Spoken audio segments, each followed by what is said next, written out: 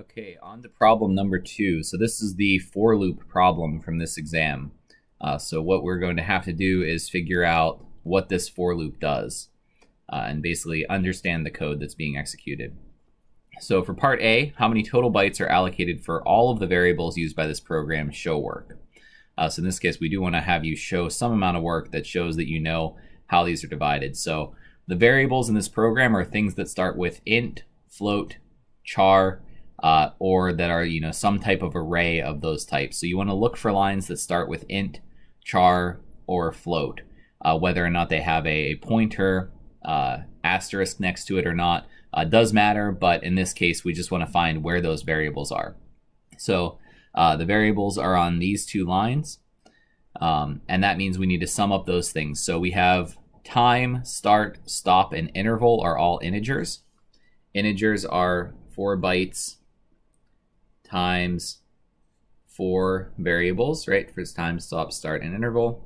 And then we're going to add, we have 12 bytes for message, and message is a character. Characters are 1 byte times 12. And here we're just using this exact number that we've set for the number of bytes to store this message in. And then if we add those up together, that should be 16 plus 12. And that will give us 28 bytes total. And that's it. Part 2. What is the value of the byte of memory assigned to the variable message 12? The possible ASCII hexen value character pairs are provided. Circle 1. So this is actually a little bit of a trick question, both in the design and in the actual answer. So the actual technical answer is not shown here. We can pretty quickly rule out this and this because the quotes and the semicolon are part of the C syntax, so they're not part of the actual string. And then if we count across surprise, because we're looking for a message at 12, we want to count 0, 1, 2, 3, 4, 5, 6, 7, 8, 9, 10. So 11 would be the null terminator that gets added implicitly. 12 would be something after the null terminator, which theoretically we would call a garbage value. I do want to go over in practice, the way that this stack is stored, we would have on the stack time, and then start, and then stop, and then interval, and then message. So actually, if we had fully constructed this stack, if message and interval have been initialized, the 12th byte of message is actually the first byte of interval, which is in little endian order going to be 0x01 due to the value of interval. If that's going over your head, it's not a big deal, but that was the technically correct answer. I think only 1 or 2 people that took the exam last semester actually figured out that the answer that should have been there wasn't actually an option. Okay, so next up, what is the exact output of this program? So for this question, we're going to have to figure out what the for loop is doing. And we have to basically look for printf statements and figure out what they're going to print and how many times they're going to print. So to get started, we just kind of want to substitute values into the start of this for loop. So start is equal to 5.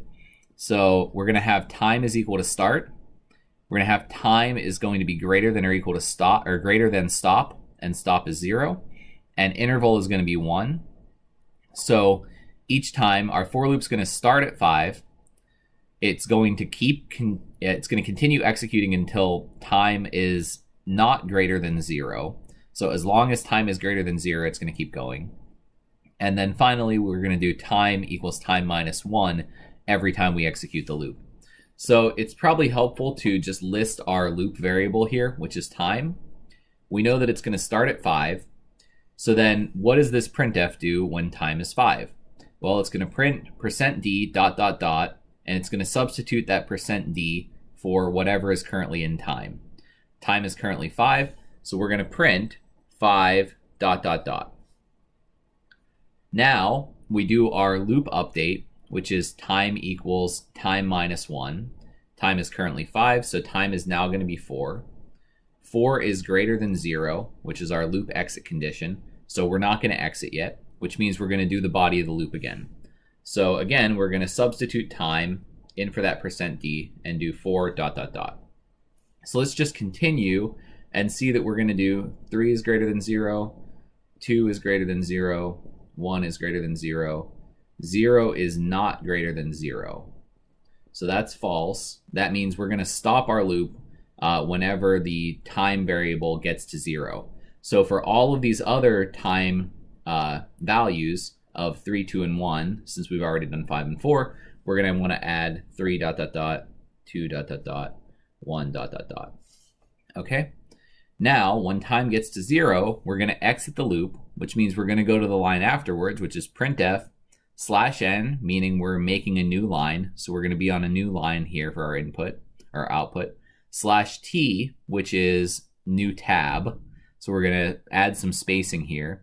And then we're going to print %s, a message. Message is surprise. So we're going to print that. And then we're going to have a new line, but there's nothing printed after that, so we can't really show that it's a new line there. Okay, so that's the output of our program. Next up, how many times did the code for the for loop, lines 7 to 9, iterate? Well, we can just count. We did it for 5, 4, 3, 2, 1. So it iterated 5 times, right? That's how many times we executed the body of the for loop, which was the thing that prints number ... So we printed 5 different numbers, we iterated 5 times. And then what would the final value of the variable time be? Well, we can see here that we set time to 0, then we checked to see if it was greater than 0, and that was false, so we exited. And that means time is actually value 0 at the end of this program, because it did actually update to 0 before we finished the program off. And that's it for number 2.